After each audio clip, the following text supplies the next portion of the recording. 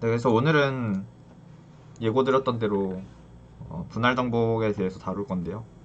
역시나 분할 정복도 뭐 앞에 제가 했었던 DP나 그리디 알고리즘과 비슷하게 되게 알고리즘을 디자인하는 데 있어서 가장 기초적인 그런 테크닉들 중에 몇 가지라고 할 수가 있겠죠. 그래서 분할 정복은 이제 이름에서도 알 수 있듯이 문제를 분할하고 분할된 문제를 풀고 이 사이에 사실 풀기라는 단계가 들어있는 거예요. 해결. 다음에 해결된 문제를 바탕으로 다시 정복을 하게 되는 그런 기법입니다. 네, 뭐 다들 알고 계시겠지만. 그래서 오늘은 분할 정복을 이용해서 풀 수 있는 문제들을 4개를 소개해 드릴 건데요. 정말 이 문제는 딱 분할 정복의 문제다라고 할 만한 그런 캐논 문제들을 3문제 준비했고, 그 다음에 이런 것도 분할 정복으로 풀 수 있다라고 설명을 드리기 위해서 조금 어려운 문제 한 문제를 넣어놨어요. 네. 오늘도 이제 언제든지 질문 있으시면은 유튜브 채팅창으로 해주시고, 제가 슬랙은 이제 보질 않습니다. 그렇기 때문에 이제 질문 있으시면은 유튜브 채팅창으로 해주시고, 그다음에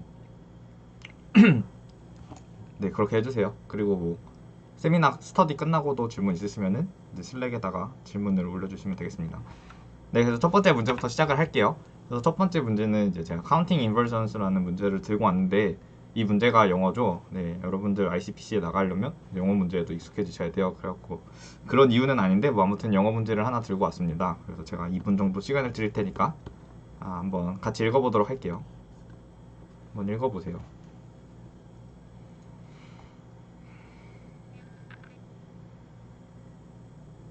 아,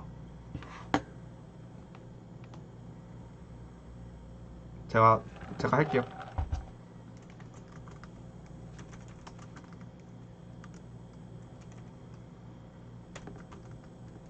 해주셨네. 감사합니다.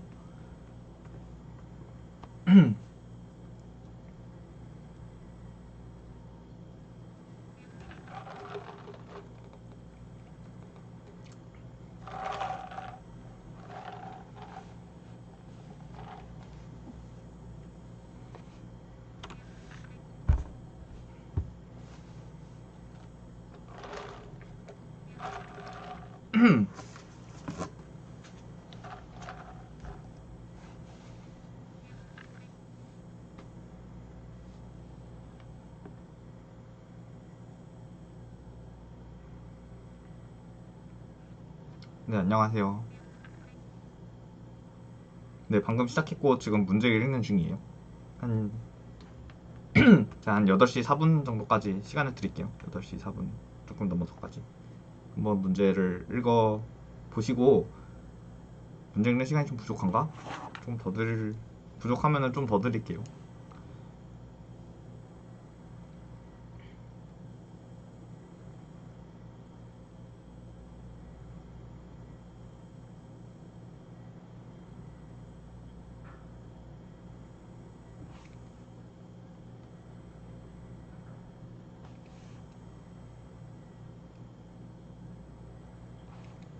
네, 그래서 문제를 다 한번 읽어 보셨죠?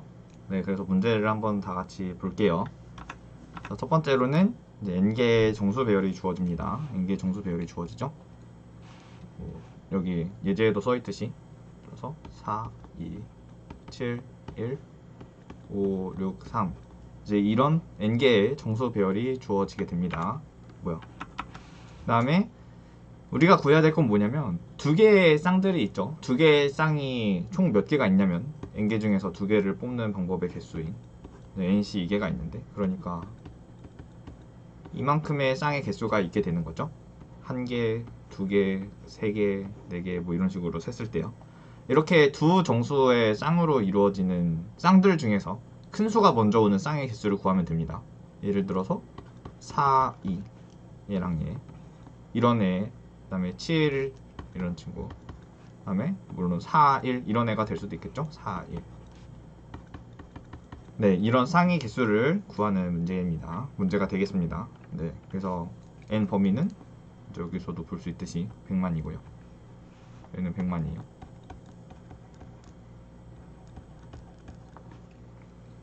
그래서 이 문제를 이제 우리가 분할정보 기법을 이용해서 한번 풀어보도록 하겠습니다. 그래서 처음에는 나이브하게 푸는 방법을 한번 생각을 해볼 거예요.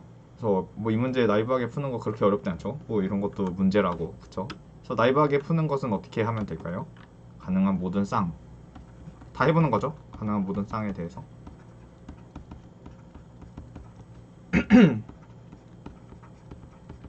다 해보는 거예요. 진짜로 그 쌍이 조건에 만족하는지 아닌지, 조건을 만족하는지 여부 확인하는 거죠.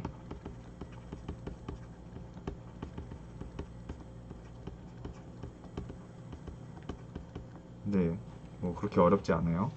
그래서 이때 나이브하게 풀었을 때 시간 복잡도는 어떻게 되냐면, 아까도 말씀드렸지만 요 가능한 모든 쌍의 개수가 전체 n개에서 2개를 뽑는 것의 가지수니까 얘는 요만큼이 되겠네요. 그래서 n이 아까 전에 제가 100만이라고 했으니까 이것은 이제 n제곱의 시간이 걸려서 우리가 나이브하게 푸는 것은 안 된다고 말씀을 드릴 수가 있겠죠. 그러면 여기서 시간을 개선을 하려면 좀 더 어떻게 해야 될까요? 우리는 이제 n이 100만으로 주어졌으니까 제곱시간 안에는 돌아가지 않는다는 사실을 알 수가 있었어요. 시간을 좀 더 개선하기 위해서는 어떻게 해야 될까? 적어도 n제곱보다는 좀 더 빠른, 다시 말해서 n로그 n이나 아니면 선형시간에 이 문제를 풀 수가 있어야 되겠죠. 이 문제를 해결하기 위해서는.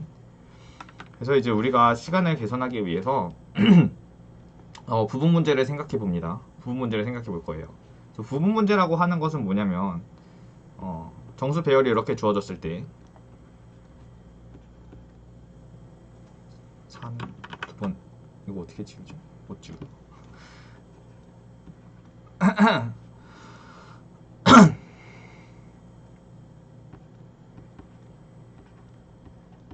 네, 이런 식으로 정수 배열이 주어져 있을 때 부분 문제를 생각해 볼 거예요. 부분 문제라고 하는 것은 뭐냐면 원래 문제가 이렇게 8개의 정수로 이루어진 배열에 대해서 푸는 문제라고 해봅시다. 그러면은 이 문제를 절반으로 쪼갤 거예요. 그래서 n은 4일 때 이 문제랑 첫 번째 문제, 그 다음 두 번째 문제 n은 4일 때 요 두 개의 문제로 쪼갤 겁니다. 저 혹시 그 중급반 저기 스터디 들어오시는 분들 중에서 정말로 그 디바이드 앤 컨커를 개념을 처음 들어보신 분은 안 계시죠? 네. 그 제가 대략적인 개념은 이해하고 있다고 생각을 하고 가정을 하고 그다음 지금 설명을 하고 있어갖고 아무래도 저기 건의사항으로 이제 그런 건의가 좀 있어갖고 네. 그래서 그냥 뭐 이 정도 개념은 알고 있다고 가정을 하고 제가 지금 설명을 하고 있으니까 혹시나 완전히 디바이드 앤 컨커가 뭔지 정말로 1도 모른다 이제 이러시는 분들께서는 이제 말씀을 해주시면은 제가 다시 조금 자세히 설명을 해드리도록 하겠습니다. 네, 그래서 어쨌든 부분 문제로 쪼갤 거예요.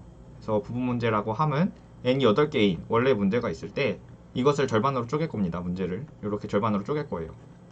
그래서 첫 번째 문제는 이렇게 4개의 정수에 대한 문제, 두 번째 문제는 요 4개의 정수에 대한 문제, 이렇게 쪼갤 것입니다. 이렇게 쪼개고 나면은 뭐 어떻게 할 건데, 이렇게 하고 나서 뭐 어떻게 할 건데, 이제 우리는 어떻게 할 거냐면요, 각각의 문제를 해결할 거예요.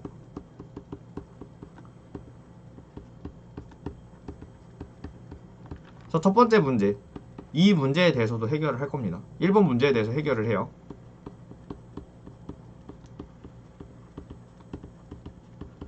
그 다음에 2번 문제에 대해서도 똑같이 해결을 합니다.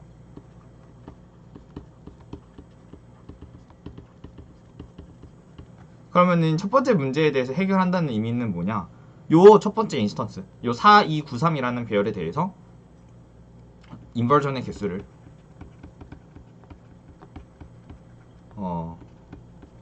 센다. 이게 우리가 풀고 싶은 그런 문제라고 할 수가 있겠죠.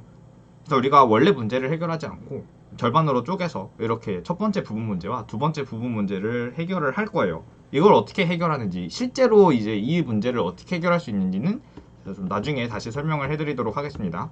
일단 첫 번째 문제가 그래서 해결이 되었고, 두 번째 문제가 이제 해결이 되었다고 한번 가정을 해볼게요. 그래서 첫 번째 문제, 즉 요 첫 번째 인스턴스에 대해서도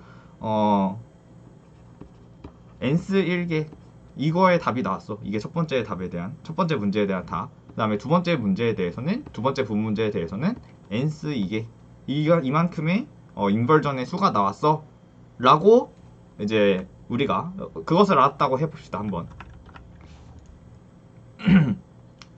그러면은 절반으로 쪼갰을 때 이만큼의 답이 있었고 절반으로 쪼갰을 때 이만큼의 답이 있었으니까 이렇게 한번 생각을 해볼 수가 있겠죠. 그러면 원래 문제의 답을 우리가 그냥 앤서라고 해봅시다. 원래 문제의 답은 n스1 더하기 n스2인가? 왜냐면 문제를 쪼개고 이만큼을 풀고 그리고 요 남은 문제, 요 찌꺼기 문제, 요 남은 문제에서도 문제를 풀고 요만큼의 답이 나왔으니까 이 답하고 이 답을 그냥 합쳐버리면 봐봐요. 배열도 이 배열이랑 이 배열 합치면은 원래 배열이 나오잖아요. 요 배열이랑 요 배열 합치면 원래 배열이 나오죠. 그러니까 이 답도 원래 문제에서 해결한 답이랑 두 번째 문제에서 해결한 답을 합치면 원래 문제의 답이 나오지 않을까? 이제 이렇게 한번 생각을 해봅시다. 이런 말도 안 되는 생각을 한번 해보는 거예요. 네. 당연히 이건 안 되죠. 이게 안 되는 이유. 왜 안 될까요? 안 됩니다. 이게 안 되는 이유는 뭐죠? 한번 생각을 해보세요. 이게 안 되는 이유는 우리가 해결해야 될 문제가 이 원래 문제에서 인벌전을 개수를 세는 건데 이 인벌전이라고 하는 것은 그러니까 정수 두 개의 쌍 A와 B의 쌍 중에서 앞에 오는 정수가 클 때 이제 이때 쌍의 개수를 세는 거잖아요. 근데 요 쌍으로 가능한 것이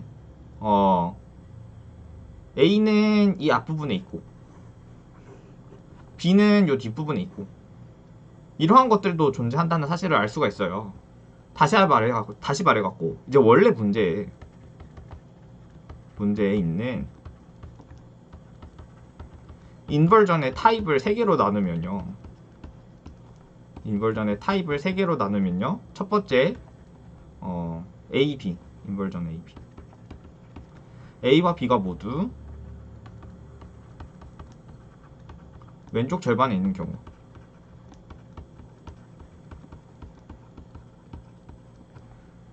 저 인스턴스에서는 예를 들어서 4랑 2쌍 요 두 개의 쌍 이거 같은 친구겠죠. 모두 A랑 B가 모두 왼쪽 절반에 있는 경우 그 다음에 두 번째로 A와 B가 모두 오른쪽 절반에 있는 경우 원래 인스턴스에서는 뭐 7이랑 6 이런 애들이 있겠죠. 그 다음에 세 번째로는 A는 왼쪽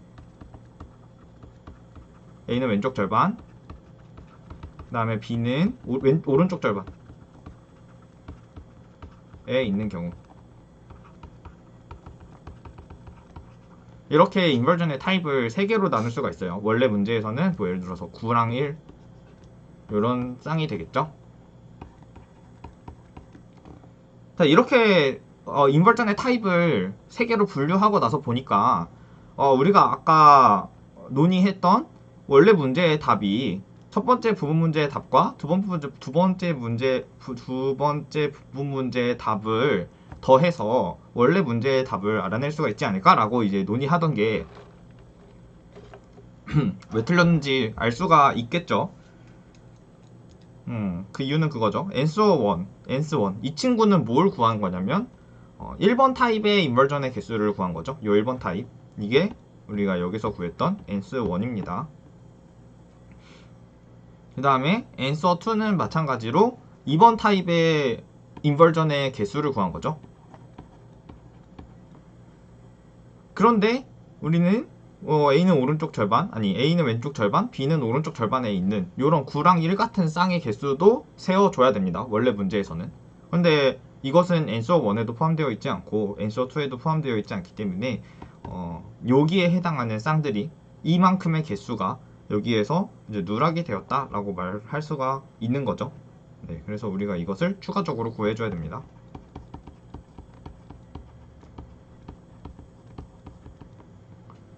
그러면 얘는 어떻게 구할까요? 얘는 이제 추가적으로 구해주고 싶은데 얘를 추가적으로 구하는 방식은 이제 어떻게 구하면 좋을까요? 그것을 또 한번 생각을 해봅시다. 네. 그래서 어떻게 구해야 되냐면요. 왼쪽 절반을 먼저 정렬합니다. 왼쪽 절반을 정렬해 볼게요.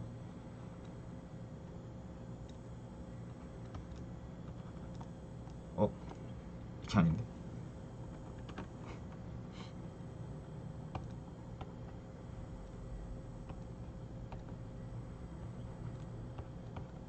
그 다음에 뭐지, 오른쪽 세그먼트 트리.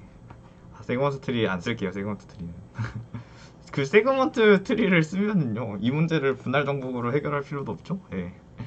그다음에 이제 두 번 오른쪽 절반도 이렇게 정렬을 한번 해보도록 하겠습니다. 우리의 목표는 뭐냐면요. 역순으로 정렬할 걸 그랬나? 죄송해요. 제 역순으로 정렬을 할게요. 보기 편하게.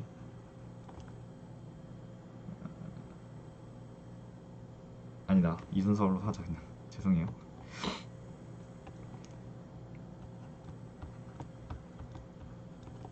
네, 그래서 우리의 목표는 뭐냐면요. 왼쪽에 있는 것, 오른쪽에 있는 것 하나씩 골라서 하나씩 고를 거예요. 왼쪽에 있는 거 X 고르고 오른쪽에 있는 거 Y 골랐어요.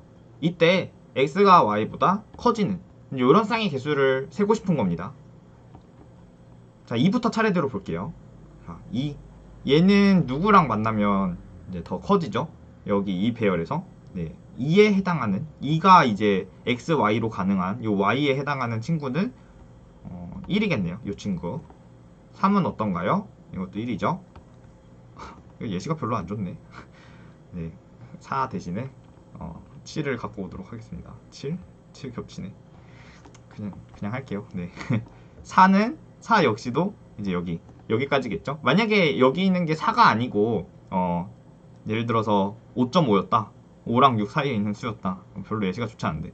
그러면은 이제 여기까지 보는 대신에 여기 두 개의 수가 이 4와 만나서 x, y를 이룰 수 있는 그런 수가 되겠죠. 그 다음에 요 구는 어떤가요? 요 구는 1, 5, 6, 7 이 친구들 얘네들과 합쳐갖고 이제 x, y 앞에 게 더 큰 쌍을 만들 수가 있겠죠. 네, 그래서 우리가 정렬을 해놓고 생각을 해보면 어떠한 성질을 알 수가 있냐면요. A는 왼쪽 절반, B는 오른쪽 절반에 있는 경우를 구하고자 했을 때 이 앞에서부터 보면서 앞에서 이미 만나서 짝을 이룰 수 있었던 친구들, 예를 들어서 1은 지금 2랑 만나서 짝을 이룰 수가 있잖아요. 그러면 이 뒤에 있는 수들 3, 4, 9 얘네들도 무조건 1과 만나서 짝을 이룰 수가 있게 되겠죠. 이 사실을 우리가 알 수가 있습니다. 네. 그렇기 때문에 이렇게 한번 정렬을 해놓고 나면요, 우리는 단순히 그 인덱스만 관리를 해주시면 돼요. 인덱스만 관리를 해갖고 내가 지금 2랑 만나서 짝이 되는 친구는 1이야. 그러면은 여기까지는 뒤에 있는 친구들도 3, 4, 9 뒤에 있는 친구들 누군지 모르죠. 여기 보고 있을 때는 뒤에 있는 친구 뭔지 몰라요. 뭔지 몰라도 어쨌든 정렬을 했기 때문에 뒤에 있는 친구들은 2보다 클 거니까 뒤에 있는 친구들은 요 화살표 앞에 있는 친구들 1, 이 화살표 앞에 있는 애들보다는 반드시 크게 될 거야. 그래서 요 앞에 있는 애들은 다시 볼 필요가 없어 라고 말을 할 수가 있게 되겠죠. 3을 봤을 때도 마찬가지입니다. 3을 봤을 때도 이 인덱스 이후의 수들만 다 봐주면 돼요. 5는 3보다 크죠. 그렇기 때문에 이 화살표가 옆으로 움직이지 못합니다. 근데 만약에 이게 5가 아니고 3보다 더 작은 수였다면 이 화살표가 옆으로 움직일 수가 있겠죠. 옆으로 움직여갖고 3 뒤에 누가 오는지는 모르겠지만 어쨌든 3 뒤에는 3보다 큰 애가 올 테니까 요 앞에 있는 친구들은 다 뒤에 있는 친구들을 만나서 짝을 이룰 수가 있어 라고 우리가 얘기를 할 수가 있게 됩니다. 네, 혹시 여기까지 풀이가 이해되셨나요?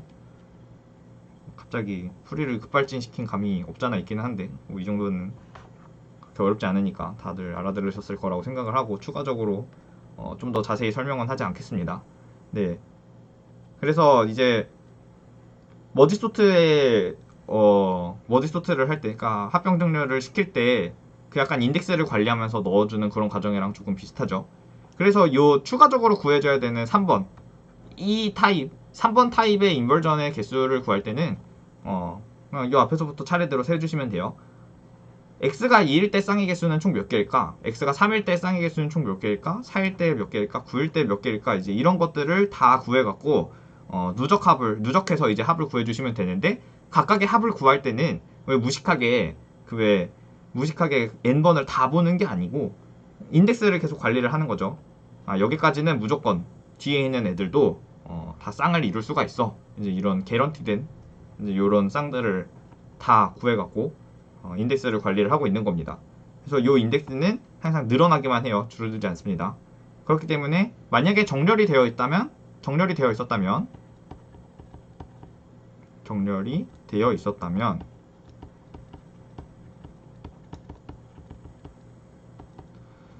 ON의 추가 시간으로 문제를 해결할 수가 있게 됩니다.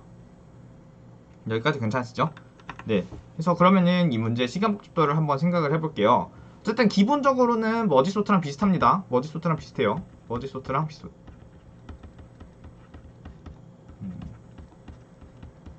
네, 머지소트랑 유사한 시간 복잡도를 가지고 있을 텐데, 그러니까 문제를 해결하는 방식이 머지소트랑 비슷하죠. 머지소트랑 비슷합니다. 그런데 머지소트랑 다른 점이 있어요. 제가 지금 설명한 거는. 네, 어느 점이 다르냐면, 제가 처음에 이 두 개의 배열에서 문제를 해결하고 싶었을 때 각각의 배열을 먼저 정렬을 해야 된다고 그랬죠. 정렬을 해야 된다고 말씀드렸습니다. 근데 머지소트의 시간 복잡도를 한번 잘 생각을 해보시면 각각 배열을 정렬하지 않고, 왜냐면 이미 정렬이 되어 있기 때문에 그냥 정렬된 그 상태 그대로 들고 와서 새로운 배열을 만들 수가 있었죠. 요 앞에서부터 인덱스를 두 개를 관리해서 좀 더 작은 거 집어넣고 다음 인덱스로 옮기고, 작은 거 집어넣고 다음 인덱스로 옮기고, 이 과정을 반복해서 정렬된 배열을 얻어낼 수가 있기 때문에 머지소트에서는 추가적인 시간이 ON의 시간이 걸렸는데, 이 문제 같은 경우는 제가 지금 설명한 이 방식의 경우에는 추가적으로 각각의 부문제를 정렬해야 되기 때문에 추가 n로그 n의 시간이 추가로 들게 됩니다. 이 방식대로 하면요. 네. 그런데 이제 이걸 조금 더 줄일 수가 있는데, 어떻게 줄일 수가 있냐면, 우리가 하고 싶은 거는 지금 각각의 모든 부분 문제들을 정렬하는 거잖아요. 네. 정렬을 하고 싶습니다. 그래서 이 정렬하는 문제를 그 머지소트 하듯이 머지소트의 풀이를 여기다가 끌고 오는 거예요. 그래서 어차피 각각의 모든 부분 문제에 대해서, 그러니까 절반으로 쪼갠 이 부분 문제에 대해서 정렬을 해야 되잖아요. 그러면은 추가적으로 n로그 n의 시간을 쓰지 말고 추가적으로 ON의 시간만 씁니다. 대신에 공간이 정렬을 위한 배열이 좀 더 필요하겠죠. 어쨌든 이 ON의 추가 시간으로 이미 정렬된 배열도 같이 만드는 거예요. 이 부분 문제에 대해서 정렬된 배열은 이거야 라고 하는 원래 문제의 배열뿐만 아니고 정렬된 배열을, 이것을 같이 관리를 해줍니다. 그럼 다음 문제를 풀 때도, 좀 더 큰 문제를 풀 때도 머지소트를 이용해서 똑같이 하면 되죠. 머지소트를 이용해서, 머지소트의 알고리즘을 이용해서 이렇게 정렬된 배열을 만들어 주면 이 정렬하는 문제 역시 추가 ON의 추가 시간으로 풀 수가 있게 되겠죠. 그래서 머지소트와 유사한 게 아니고 이제 이 방법을 사용하면 머지소트와 동일해집니다. 시간 복잡도가. 왜냐하면 머지소트도 문제를 두 개로 쪼개고 각각의 문제가 해결되었다고 가정할 때 추가적으로 ON의 시간 복잡도로 문제를 해결할 수가 있었죠. 이 문제도 마찬가지로 추가적으로 ON의 시간 복잡도로 문제를 해결할 수가 있습니다. 그렇기 때문에 머지소트의 시간 복잡도와 동일하게 되겠죠. 그래서 시간 복잡도는 n로그 n이 되고요. n로그 n의 시간으로 이제 이 문제를 해결할 수가 있게 됩니다. 네, 여기까지 괜찮으신가요? 그래서 이제 부분 문제가 이미 해결이 되었을 때 원래 문제로 합치는 방법, 그런 방법을 생각을 해보시면 이 문제를 어떻게 접근을 했는지 이제 알 수가 있게 되겠죠. 네, 알 수가 있을 거예요. 그래서 원래 문제가 주어져 있고 문제를 두 개로 쪼갰는데 각각의 문제가 해결되었다고 가정하는 거죠. 해결되었다고 가정하는 겁니다.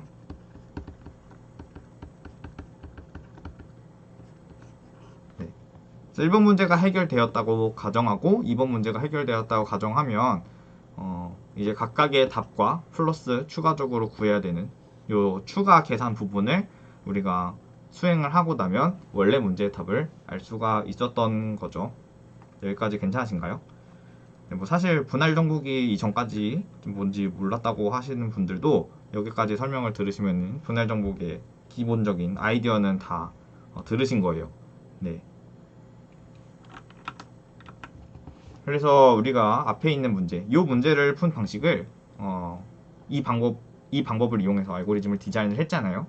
그 두 개로 쪼개고 그 다음에 그 두 개를 합치는 그런 과정을 이용해서 알고리즘을 디자인했는데, 이러한 알고리즘 디자인 방식을 우리가 분할 정복이라고 부릅니다. 분할 정복이라고 불러요. 아, 네네. 질문이 있는데 잠시만요. A가 왼쪽 절반, B가 오른쪽 절반에 있는 경우를 정렬한 후에 포인터로 해결하는 거예요. 아니요. 그 정렬을 계속 시키는 거예요. 그 원래 문제의 배열이 이렇게 있잖아요. 그러면은 정렬된 배열도 같이 구합니다. 그래서 요 각각의 문제를 해결할 때 1번 문제에 대해서 해결할 때 이 1번 문제의 답을 구하는 것 뿐만 아니고 1번 문제의 정렬된 결과 역시 같이 들고 있습니다. 이렇게 1번 문제의 정렬된 결과도 같이 들고 가는 거예요. 네.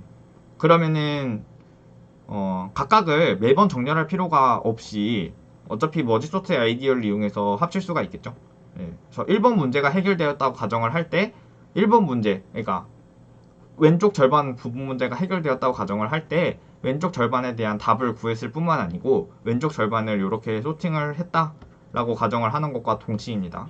이렇게 가정을 하시면 여기까지 되었다라고 가정을 하시면 그 다음에 우리가 원래 문제를 해결할 때는 정렬을 하는데도 추가적인 ON의 시간으로 풀 수 있죠. 머지소트처럼. 그 다음에 여기 이 부분 추가적으로 구해야 되는 부분도 ON 만에 구할 수가 있더라 라는 이제 그런 결론을 얻게 되기 때문에 시간 부족도가 머지소트와 완전히 동일해집니다. 그래서 시간 부족도를 이렇게 쓸 수가 있고요.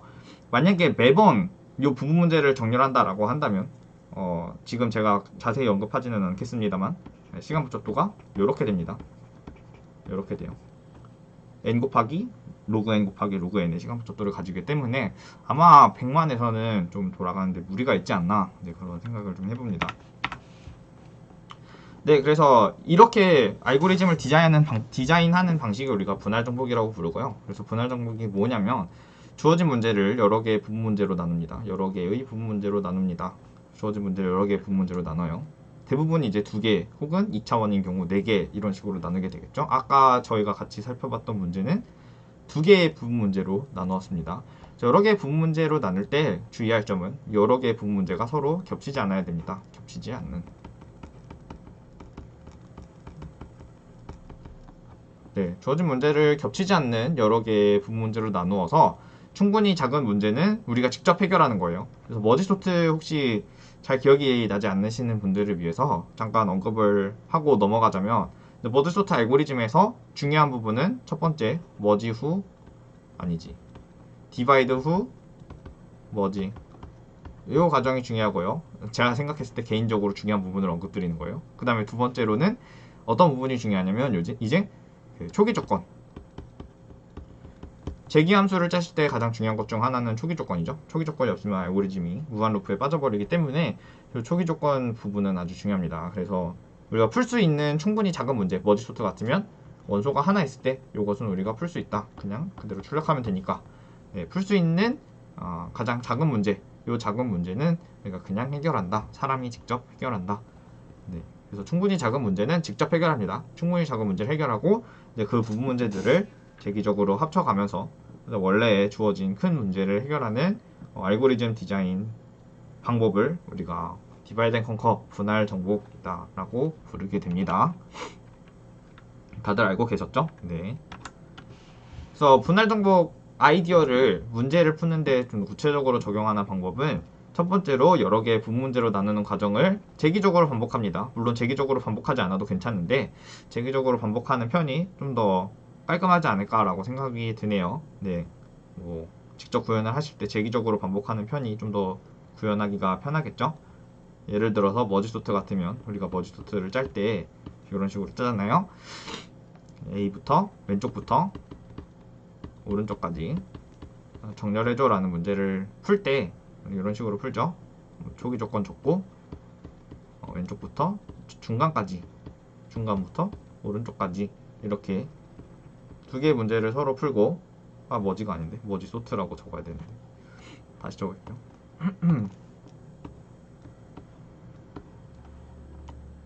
이거 뭐해 아니야, 이거 아니야.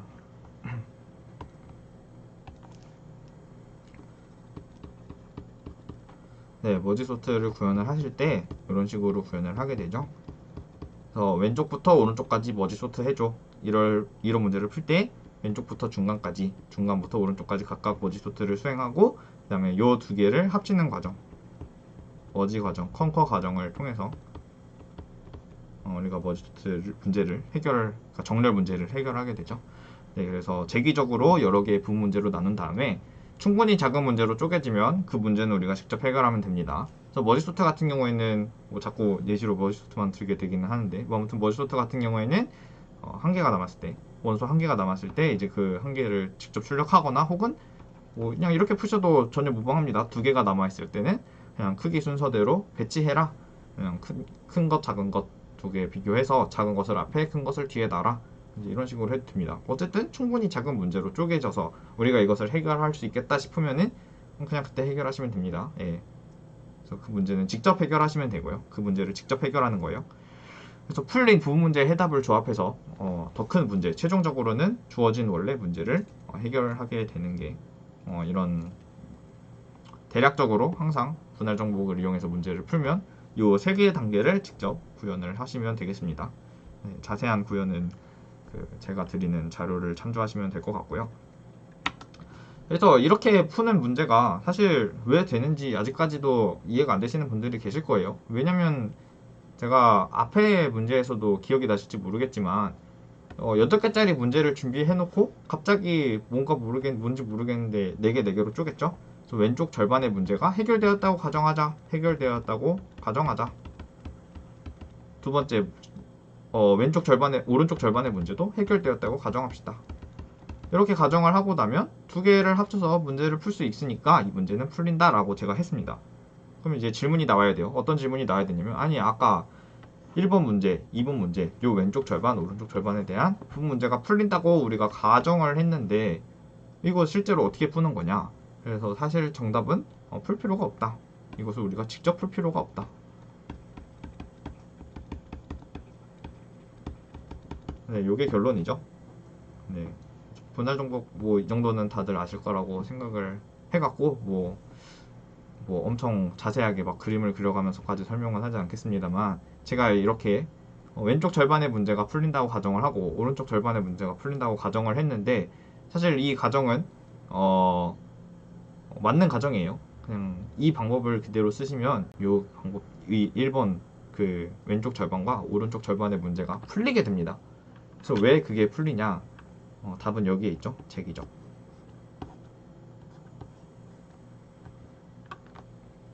우리가 재기적으로 문제를 쪼개고 재기적으로 문제를 해결했기 때문에 작은 문제에 대해서는 우리가 다 해결을 할 수가 있습니다. 그래서 정확하게 증명을 하기 위해서는 좀 더 폼을 프루프를 위해서는 수학적 기납법을 이용하시면 되는데 제가 풀 프루프를 적진 않겠지만 대략적으로 어떻게 증명을 하면 되냐면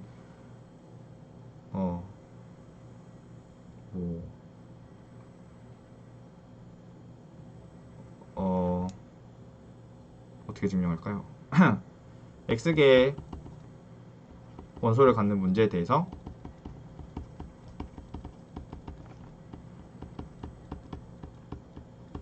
문제가 풀린다고 가정하자.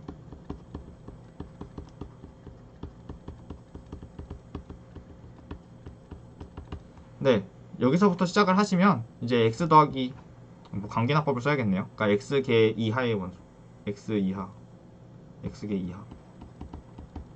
네, 그래서 관계납법을 사용하셔갖고 이제 그러면은 x 더하기 1개의 원소를 갖는 문제는 우리가 2분의 x 더하기 1과 2분의 x 더하기 1 요 두 개로 쪼갠 다음에 요 각각에 대해서 기납 과정에 의해서 문제가 풀릴 수 있기 때문에 요 두 문제를 이용해서 원래 x 더하기 1 문제를 풀 수가 있었으므로 성립을 한다. 이것뿐만 아니고 우리가 그 아까 전에 충분히 작은 분문제로 쪼개졌을 때 그 문제를 해결했죠. 그렇기 때문에 베이스 케이스 초기 조건 역시 만족을 하게 된다. 네. 그래서 사실 이 분할 정복이라는 알고리즘 디자인 방법은 수학적 기납법의 방법과 아주 닮아 있습니다. 그래서 베이스 케이스 초기 조건을 제시를 해줘야 되고요. 다음 초기 조건이 제시가 되어 있으면 큰 문제는 그냥 쪼개서 풀면 아무 문제가 없다. 그냥 해결이 된다.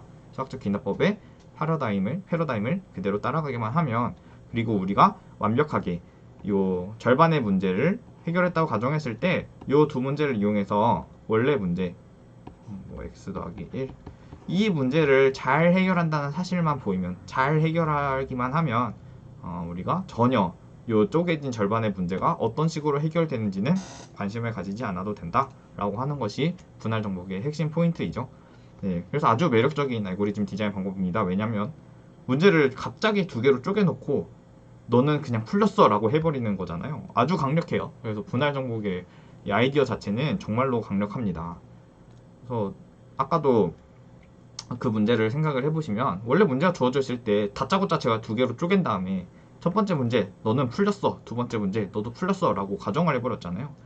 그런데 가정을 해놓고 실제로 그 가정을 증명하거나 하지는 않았으니까 실제 첫 번째 문제가 풀린다는 사실은 나중에 이제 그 증명이 된 셈인데, 그러니까 맞는 말이 된 셈인데, 이렇게 문제를 반으로 갑자기 쪼개놓고 그 절반의 문제가 해결되었다고 가정할 수 있는 이 시점에서 이제 이 디바이드 앤 컨커라는 분할 정복이라는 알고리즘 디자인 패러다임 자체가 아주 강력하고 매력적인 해결 방법을 제시한다는 것을 여러분들이 알아주셨으면 좀 좋겠습니다. 네. 그래서 어쨌든 수학적 기납법을 생각을 하시면서 이제 이 분할 정복의 그 패러다임을 살펴보시면 될 것 같아요. 네. 분할 정복에 대해서 혹시 질문 있으시면은 채팅창으로 남겨주시기 바라고요. 네. 분할 정복에 대한 설명은 이제 이만 하도록 하겠습니다. 라고 했는데 좀 더 설명이 있죠. 그래서 언제 쓰냐면 그래서 잘 쪼갤 수 있어야 돼요. 어쨌든 이거는 제가 이제 분할 정복으로 접근하는 문제들이 어떤 문제들인지 생각을 해봤을 때 약간 제 머릿속에서 일어나는 가이드라인들을 조금 적어본 것인데요. 그냥 사람마다 차이는 있을 테니까 그냥 어디까지나 참고로만 이해를 하시면 될 것 같아요. 그래서 저는 이제 이런 성질들을 문제가 만족하고 있을 때 이제 분할 정복의 아이디어를 생각해 보는 편인데요. 그래서 첫 번째로 부분제들로 잘 쪼갤 수가 있어야 되겠죠. 그래서 직관적인 방법이 존재할 때. 두 번째로 충분히 작은 문제에 대해 해결할 수 있을 때. 사실 이거는 대부분의 문제가 이 2번 성질을 2번 성질을 만족하고 있기 때문에 2번조차 할 수가 없으면은 애초에 그 문제에 대해서 다시 한번 생각을 해볼 필요가 있죠. 그 다음에 사실 이 3번은 그냥 뭐 디바이드 앤 컨커를 분할 정복으로 문제를 해결하려면 어떻게 해야 된다? 뭐 이제 그런 과정에 가깝기 때문에 사실 3번이 당연히 필요하게 되겠죠. 분할 정복을 이용해서 알고리즘을 디자인하려면 쪼개놓은 부분 문제들을 잘 합쳐갖고 그 원래 문제의 답을 알아낼 수 있을 때 이제 분할 정복을 사용할 수가 있겠죠. 네.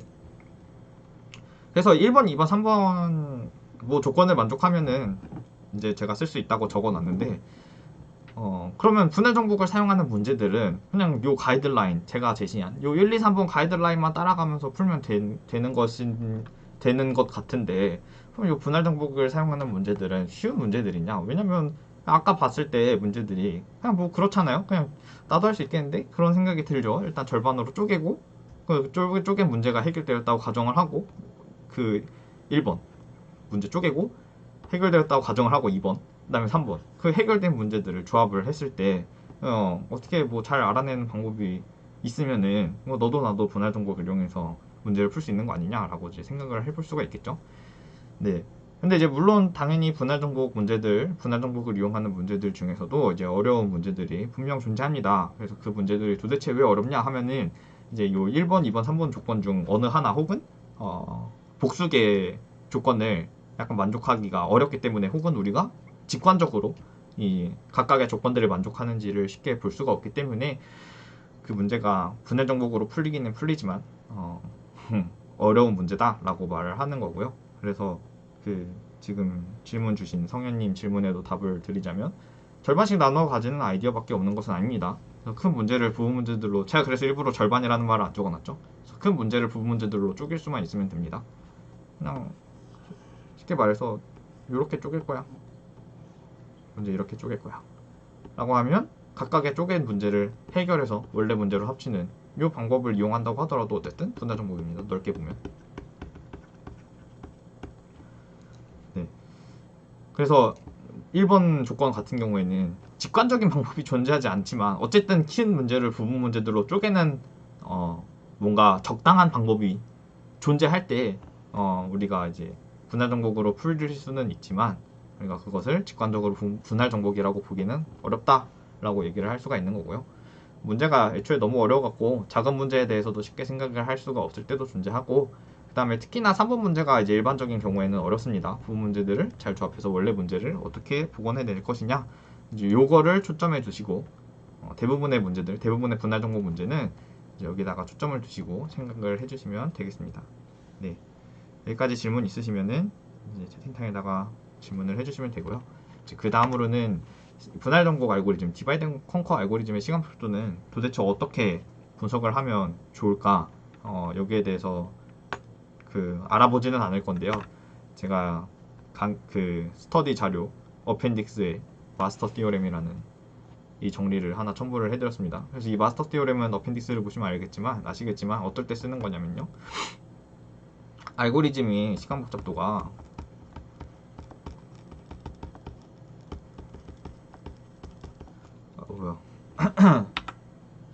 제기식으로 주어졌을 때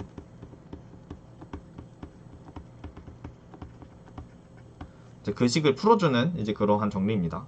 네, 제기식으로 주어졌다는 말이 어떤 말이냐면, 그러니까 n개짜리 알고리즘의 시간 복잡도를 tn이라고 적어봅시다. 아까 첫 번째 문제 한번 생각을 해보세요.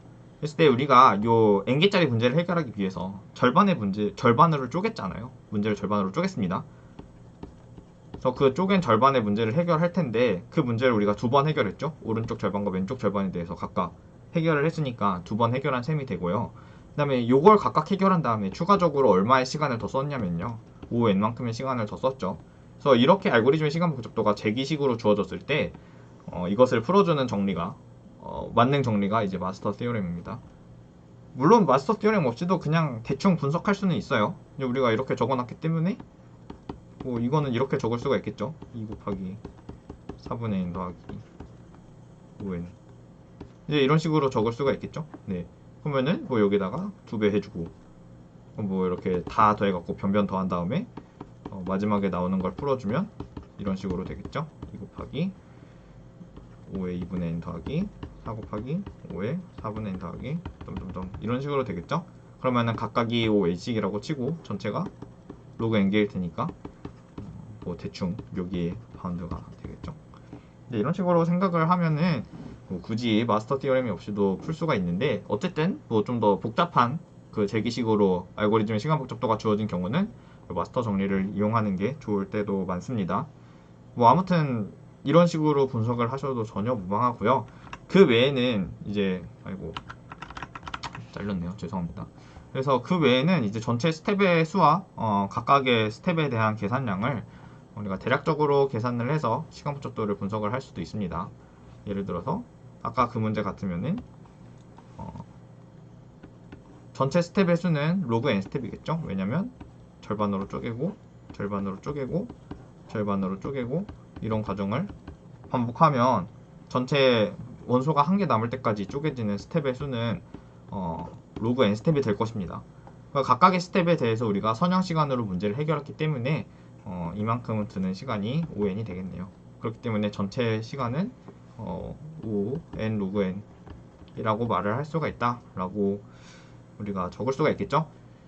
그래서 뭐 마스터 티어렘을 사용하셔도 되지만 그냥 저는 이러한 방법을 좀 더 선호합니다. 전체 스텝의 수와 각각의 스텝의 계산량을 대략적으로 계산한 다음에 2개 곱해주시면 되겠죠. 네. 그리고 이제 또 그 외에도 자주 등장하는 형태를 알아두시면은, 예를 들어서 머지 소트면은 n 로그 n이니까 절반씩 쪼갠 다음에 선형의 추가 시간을 이용해서 해결하는 문제들은 시간 복잡도가 다 5n 로그 n이겠구나 라고 생각을 하시면, 이런 식으로 생각을 하시면 되겠습니다. 네. 다른 질문 있으시면은 언제든지 남겨주시고요. 그 다음에 또 DP랑 디바이드 앤 컨커가 약간 헷갈리는 개념이 되겠습니다. 왜냐면 DP도 부분 문제를 이용하고 디바이드 앤 컨커도 부분 문제를 이용해서 원래 문제를 해결한다, 이런 공통된 아이디어를 들고 있는 것은 맞거든요. 그러면은 도대체 DP랑 디바이드 앤 컨커랑 뭐가 같고 뭐가 다른지에 대해서 잠깐 알아볼 건데요. DP와 디바이드 앤 컨커의 공통점으로는 이런 게 있겠죠. 뭐 둘 다 부분 문제의 아이디어를 사용한다. 부분 문제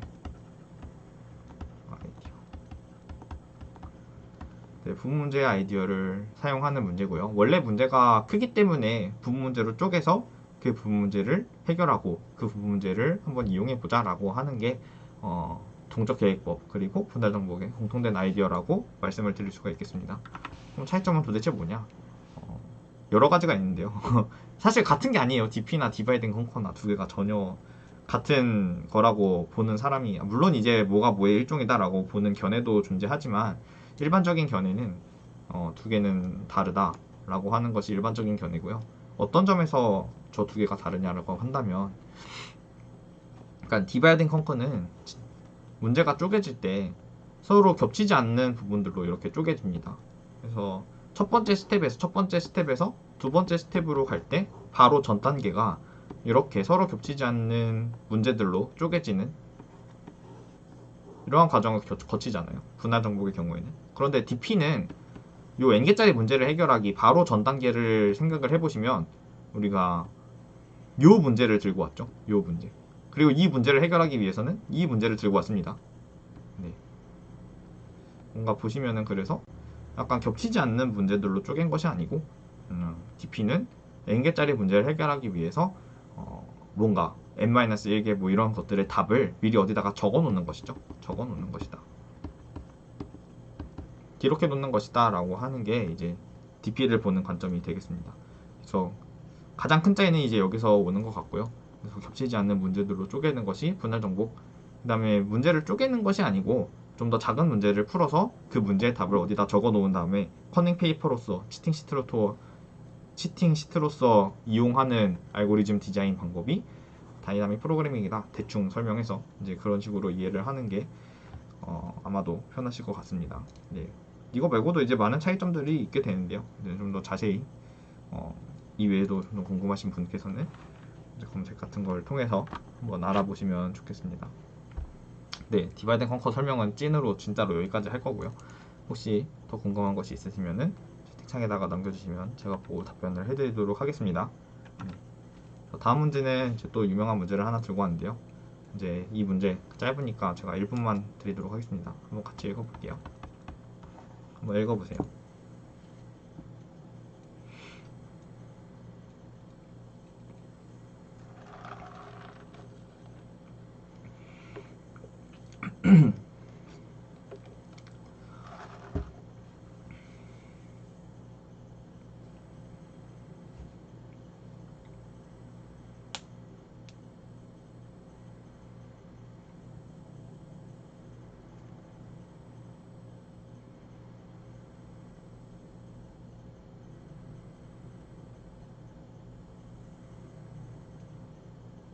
네, 다 읽어보셨죠? 네, 따로 문제 설명은 안 하겠습니다. 그래서 결과적으로 뭘 구하는 문제냐면 A의 이렇게 쓰지 말자. 이렇게 쓰지 말죠. A의 비승을 구하고 얘를 C로 나눈 나머지 네, 를 구하는 문제가 되겠죠? 네. 혹시 이 합동기호에 대해서 뭔가 아직 어색하신 분께서는 한번 검색을 해보세요. 이거는 합동기호이고 정수론에서 많이 쓰는 기호가 되겠죠? 네. 그래서 A의 비승을 구한 다음에 그것을 C로 나눈 나머지를 구하는 프로그램을 작성해라가 이제 이 문제 되겠습니다. 그래서 한번 생각을 해볼게요. 일단 한 가지 짚고 넘어가야 될 점은 A랑 B랑 C랑 모두 21억 범위에 있다. 21억이에요. 최대 범위가 21억까지 가능하다. 최대 인티저 범위랑 동일하다. A, B, C가 모두 이 사실을 짚고 넘어가시면 될 것 같고요. 그래서 A의 비승을 구하는 가장 만만한 방법, 반복문을 이용하는 방법이죠. 반복문을 이용하는 방법.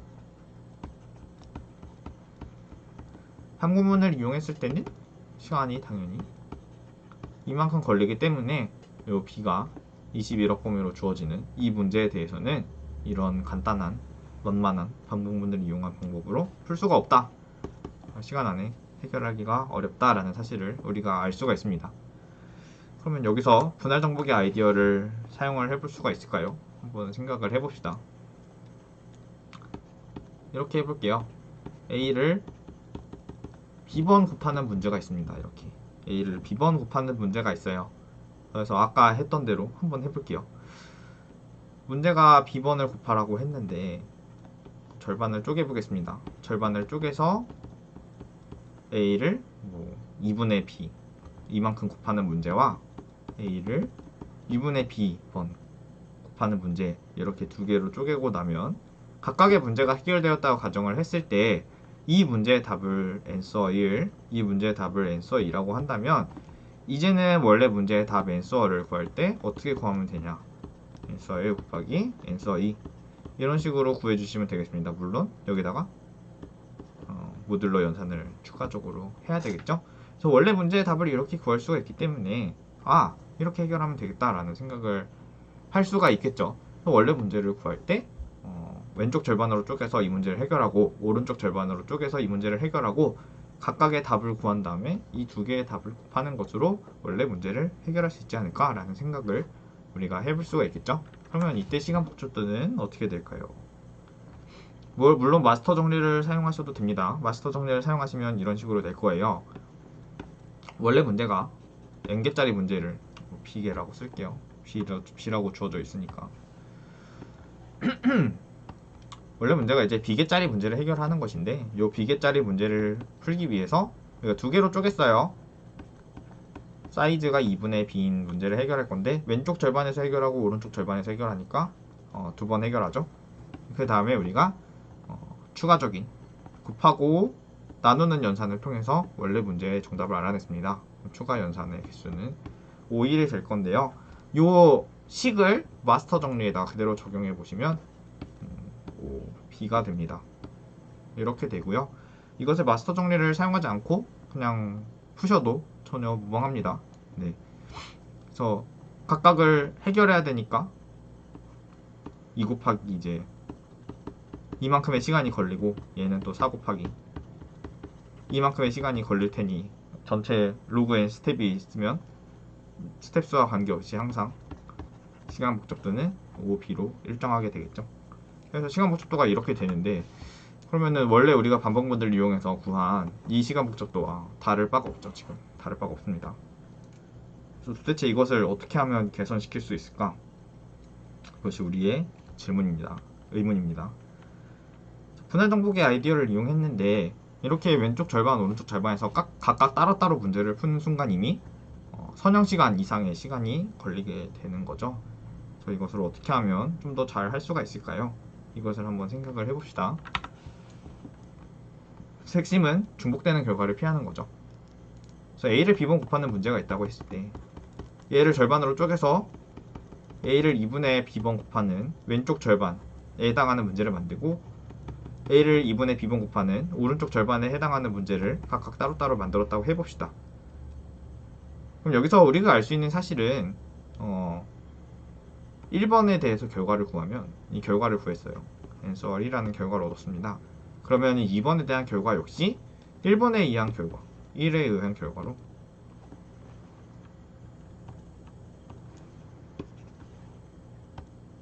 (1번의) 결과를 이용해서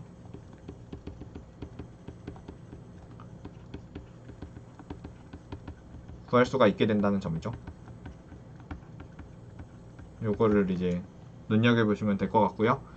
그래서 마스터 정리를 적용할 때도 뭐 마스터 정리란 얘기는 지금부터 안 하겠습니다. 그냥 이제 시간 복잡도를 표현할 때도 아까는 이런 식으로 표현했던 것을 1번의 결과를 이용해서 구할 수가 있기 때문에 얘를 추가적으로 우리가 따로 구하지 않아도 되죠. 얘만 구하고 얘는 구하지 않아도 괜찮습니다.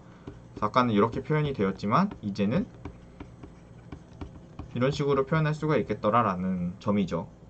이렇게 표현을 하고 나면 이제 머릿속에서 한번 시뮬레이션을 돌려보세요. 얘는 t의 4분의 b 더하기 상수, 그 다음 건 8분의 b 더하기 상수, 이런 식으로 이 안에 있는 게 1이 될 때까지, 초기 조건 1이 될 때까지 반복을 할 테니까 얘는 전체 로그 b 스텝만에 해결을 할 수가 있게 됩니다. 네, 한번 나중에 직접 풀어보세요. 혹시 이게 잘 이해가 되지 않으시는 분들은 직접 풀어보시고, 네, 그래도 이해가 안 되시면은 그때 질문을 따로 주시면 됩니다. 네, 그래서 1번의 결과를 이용해서 2번의 결과를 구할 수가 있는데요. 좀 더 구체적으로 말씀드리면 B가 원래는 A를 B번 곱하는 문제가 있었다고 해봅시다. 첫 번째, B가 짝수인 경우 여기다 a를 쓰니까 조금 헷갈리니까.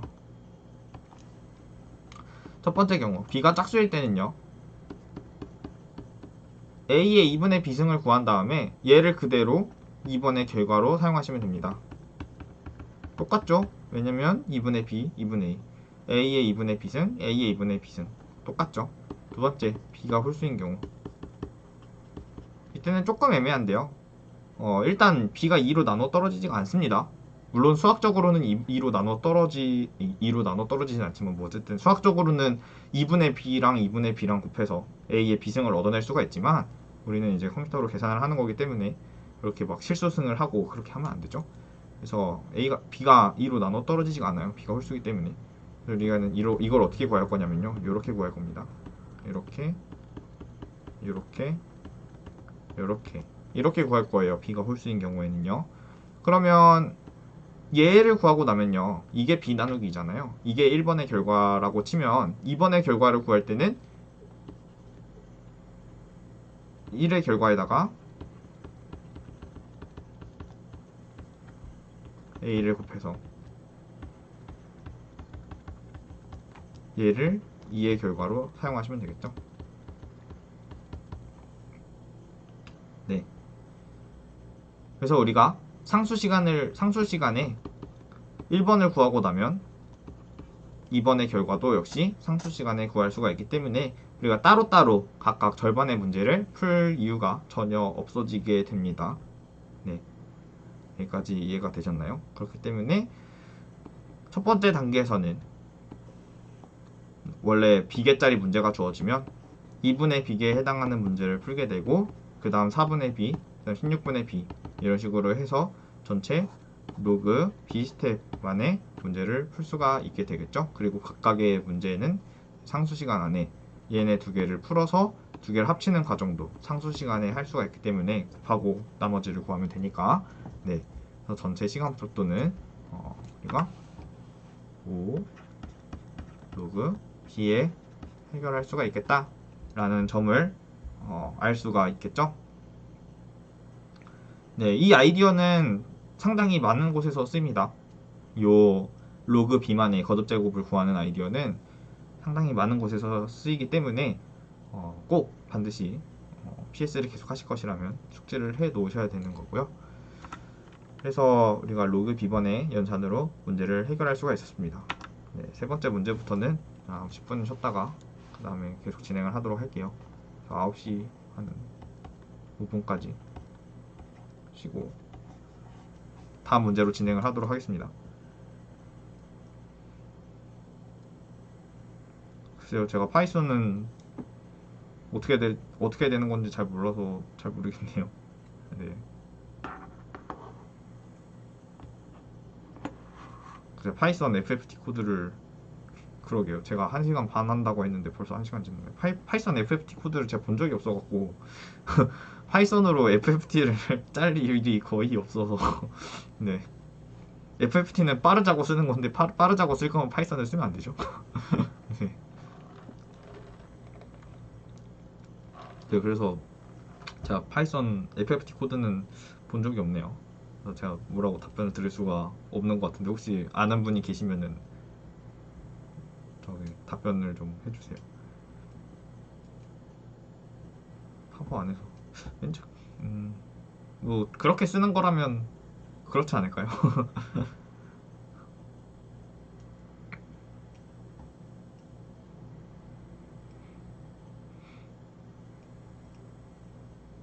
오늘 제가 9시 반까지만 한다고 했는데 거짓말이 될 것 같네요. 네. 좀 봐주세요. 그 뭐 문제 미리 읽어보실 분들은 미리 읽어보시고요.